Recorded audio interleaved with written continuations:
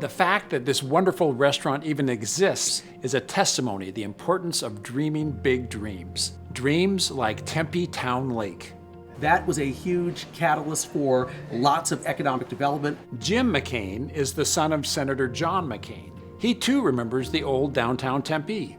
It was very different back then. You know, you had a couple pool halls and that was it, you know. Now it's a powerhouse. You know, skyscrapers, because of this water. I mean, it's still a desert and water is life. It's hard to believe now, but Tempe Town Lake almost didn't happen.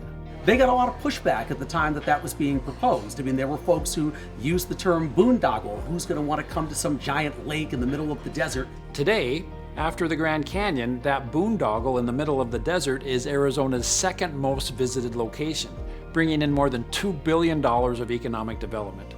Senator McCain was proud of his role in the construction of Tempe Town Lake. There was only one thing that nagged him. Every time you'd fly in with him, you know, the airport goes right over here, and he'd say, look, economic development ends at the end of the Tempe Town Lake.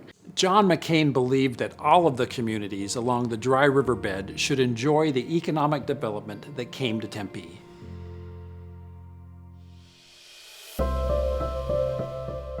A month after being diagnosed with terminal brain cancer, Senator McCain dug in on his final legacy project, Rio Reimagined. He found his helpers. Again, ASU pledged its full support. He summoned mayors like myself to visit him and asked for our commitment. A master coalition builder, McCain poured his passion into people who could carry out his vision after he was gone.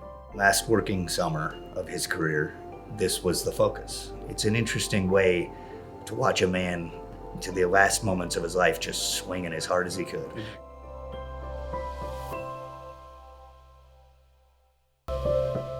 It seems only fitting that the John S. McCain National Library will be built on the north side of Tempe Town Lake.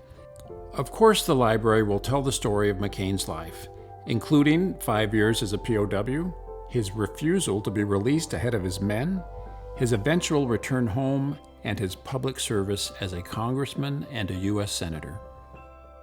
But the library's purpose is much more than a tribute to the late senator. It's a place for people to come together and discuss. That's great. You know, and that discussion, as we all know, needs to happen in the United States. You know, we can't just stay divided.